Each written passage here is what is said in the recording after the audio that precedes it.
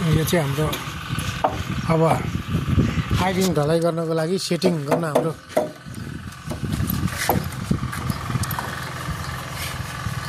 अशोक जयले चाहिँ डेङ यहाँ सेटिङ फेरि बनाउँदै हुनुहुन्छ। अब यहाँ चाहिँ यहाँ अब होला हालेर यहाँभित्र हामी चाहिँ माल हाल्छौँ। यहाँ यसरी हुँदैछ। अझै एकतिर बार्नै बाँकी छ। यतापट्टि साइडमा यतापट्टि साइड फेरि बार्नुपर्छ यहाँनिर। अब यो यसरी अब यहाँको सकेर अब यहाँको यो खटपलसम्मको चाहिँ ढलाइ हो। अब भोलिदेखि अब आज यो सक्यो भने भोलिदेखि हामी खटपल प्लस खट बाँधेर फेरि गाह्रो जोडाइ नै सुरु गर्छौँ। यो चाहिँ हाम्रो अब अहिले ढलाइ भइसकेको अवस्था छ। यहाँ हेर्नुहोस्, यो ढलाइ भइसकेको छ। अब यहाँ सानो काठको टुक्रा लगाएर फेरि अहिले गर्छौँ भने यतापट्टि चाहिँ हामीले यहाँ चाहिँ हाम्रो अब यो रेडी छ। फेरि खोला हाल्नुपर्छ अनि अब ठ्याक्कसँगले इँटासँग यसरी देखिराख्नु भएको छ होला। यहाँ यसरी ट्याक्क लगाइदिएपछि इँटासँग ट्याक्क जोडिन्छ। ढलाइ इँटा आइबिम सबै जोडिन्छ। त्यस पछाडि हाम्रो चाहिँ अब यहाँ खट बाँधेर यहाँभन्दा माथिको गाह्रो हिलदेखि सुरु हुन्छ। आदरणीय दर्शकबिन, यहाँहरूलाई पनि कुनै पनि कन्स्ट्रक्सनको काम गर्नु पऱ्यो भने मैले अस्ति पनि डिस्क्रिप्सनमा नम्बर दिएको छु। यहाँहरूले सम्पर्क गरेर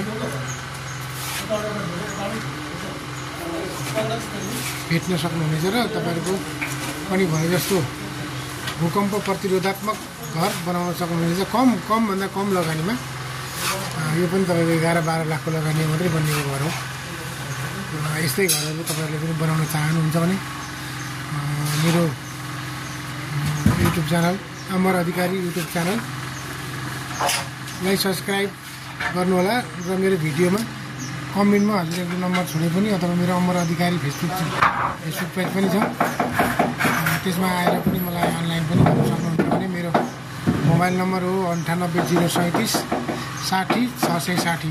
फेरि पनि मेरो मोबाइल नम्बर हो 980337 60 660 980337 60 660।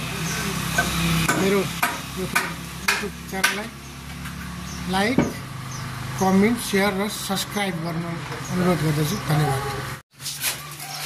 आज